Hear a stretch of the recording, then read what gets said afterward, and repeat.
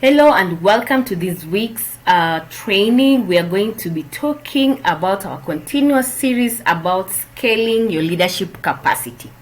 For those who are joining for the first time, my name is Triza Kuka. My mission is to empower all forms of executives, team leaders, supervisors, business owners. If you're in a leadership capacity, my mission is to help you to be able to become that effective leader that always outperforms, one who is always a winner. And I do that inside my Dare to Lead circle. So I created this circle because I believe that there's a new executive. This is an executive who is empowered, an executive who has a crystal clear focus, who feels they're in control, they have mastered the art of courageous conversation, they are able to manage skillfully their team dynamics, they are able to make decisions confidently, they achieve results as a leader, and outstanding results for that matter. So this is for you if you're feeling overwhelmed by the demands of your role. If the demands of your role make you feel inadequate or cast you into doubt, self-doubt, if you feel you're not connected to your team or might even feel they're trying to sabotage you, if you're always trying to play safe, stay in the shadows instead of coming out and taking calculated risks as a leader, then you need to plug in. If you're bound by the fear of failure, or you're too stressed and you lack balance, or you just want to know how to be that courageous leader who shows up, then this is your time to create a sense of stability and to pave that courageous path to achieve the success you want. So I invite you to come along with me. Just comment in this video where you are, what you're doing, what is your leadership challenge, and I'll be able to connect with you and I'll be able to work with you. So my Dare to Lead circle has 4 segments, and we've been looking at them continuously. We started with the discover. Last week we looked at affirm. Today we want to look at recognizing your options. So let's see how we can recognize our options as leaders. What options do we have to be able to recognize the challenges that we are going through and how we can be able to be equipped to overcome them? If you're looking at your leadership situation and you're full of excuses, or you are justifying yourself so often, when you think of a strategy, you think, I've been there, I've done that. Or if you think of an investment you need to make, you are thinking, I can't afford it. Everything is basically a struggle for you. You're thinking it should not be my responsibility. Or you actually fear to look stupid because you didn't make the right choice. Probably you're dealing with unresolved personal issues that are hindering you from manifesting fully in a way that is powerful. So you have wounds, maybe you are abandoned, you have faced rejection, maybe you've gone through situations which you feel are unjust to you, even maybe in previous places you have worked before. Maybe you've been humiliated publicly, or you have gone through betrayal and you're scared to show up courageously, boldly, and maybe you're using the things that you have faced in the past to instill the same things you're struggling against in your team. Are you a victim? Are you those kind of leaders who would put blame on others people? You would say, look what you made me to do. You know, it's not my fault. I'm always busy. You always come up with excuses and reasons not to explain why you have failed or why you're not making the effort to overcome your challenges. What are the things that drain your energy? Have you been able to discover what really drains your energy and makes you not show up fully as a leader? Is it anger? Is it conflict? Is it crisis? Is it high expectations? Nosy people around you? There could be so many reasons. If you have reasons that you're feeling have been limiting you from manifesting, you can type them out and so we can have a look at them.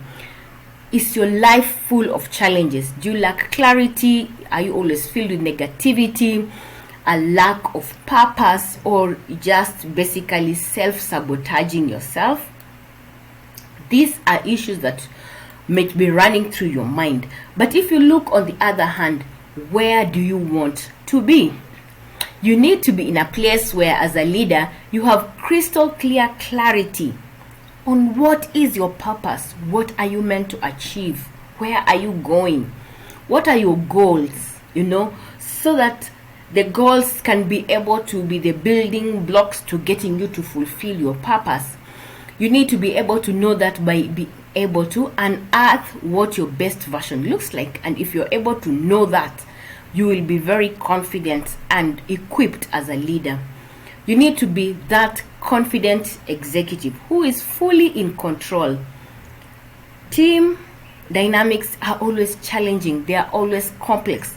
But imagine you are in that place where you are able to have, a good master of how things are supposed to go. You have an engaged team. You have a team that is sold out to doing what they need to do under your leadership.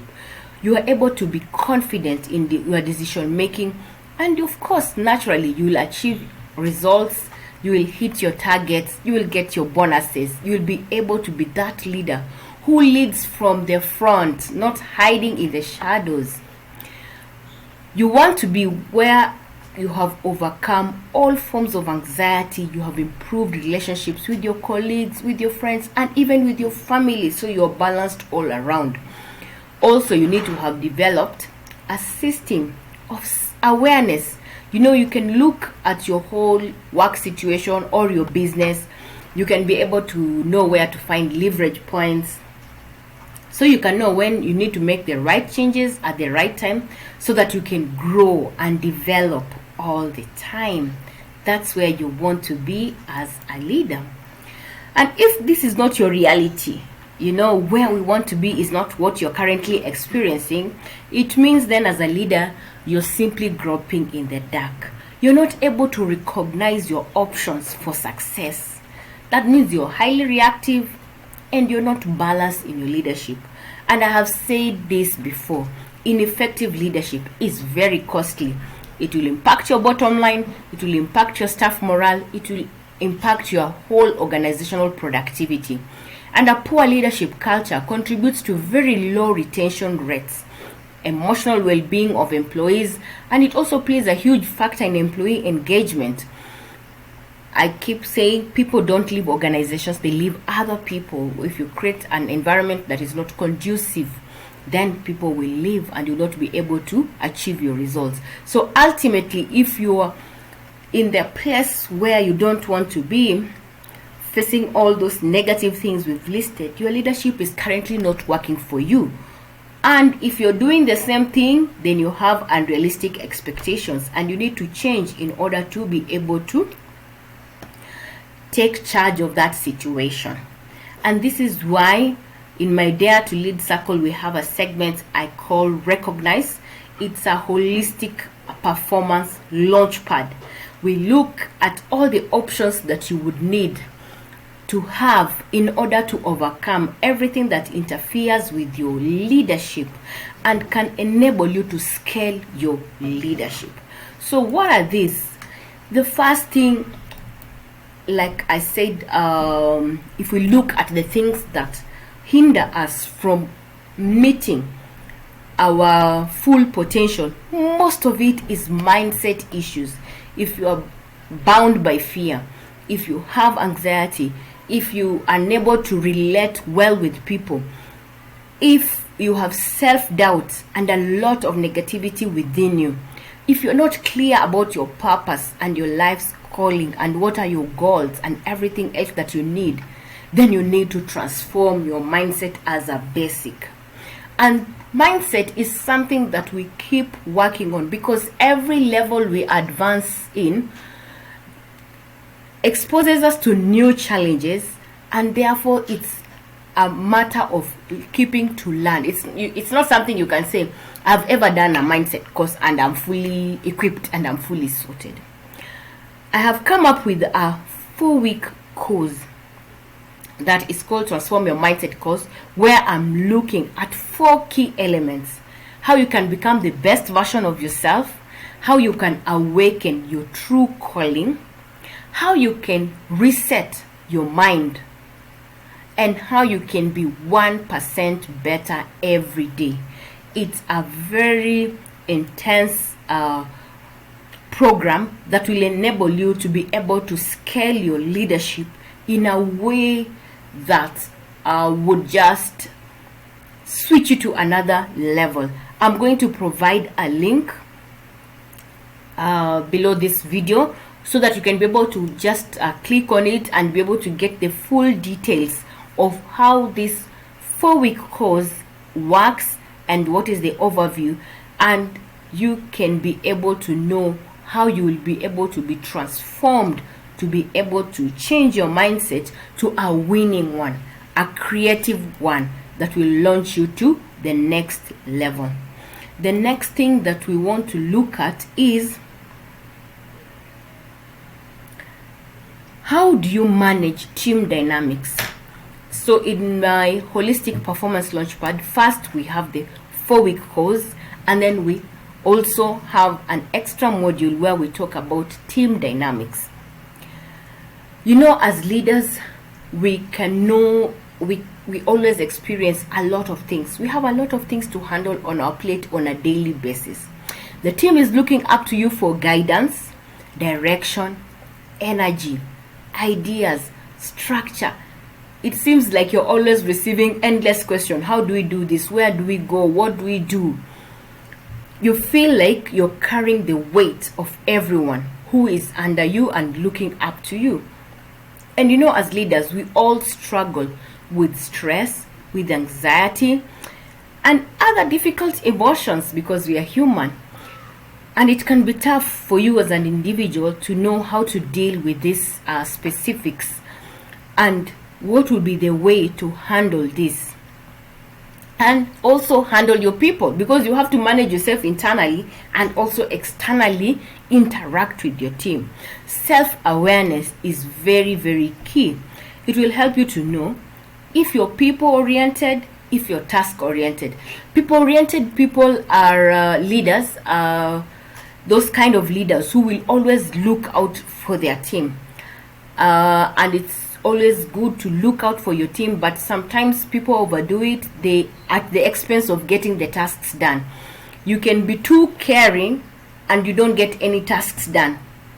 And the people who are task oriented will just focus on, okay, let's get the job done, And if you're also not caring about the people who are doing the job, they can burn out, they can resent you, so many things can also go wrong. You need to have a healthy balance of being people oriented and task oriented in order to be a successful leader. But how will you be able to know how exactly you are a people oriented person or a task oriented person, and to what degree and in which areas you need to be able to improve? The 360-degree leadership assessment exercise that we carry out from the leadership circle brings these things to the fore, and then you can be able to map out with you a leadership journey that will help you to develop your gaps. So this is something that we offer, and we even go deeper. We want you to be able to look at develop you so that you can be able to handle so many things at a go. How can you be able to foster a caring connection with your team so that your team will be able to know this is a leader who is concerned about us, who cares about us? How you are able to foster team play, sorry. How you can be able to foster team play. Here we look at how you are able to get your team to be able to move, to participate, to be engaged, We also look at how much of a collaborator you are. We measure the extent to which you engage in others so that people are able to develop synergy, people are able to develop winning situations in your team. We also coach you on how you can mentor and develop your team. You need to be able to develop others throughout, so that they can be able to grow. If leaders come under you and they're able to grow and move to the next level, then you will be successful as a leader. But if your people are stagnant or they regress, then you will not have achieved your purpose as a leader. And they should be able to grow both professionally and also in their personal capacity.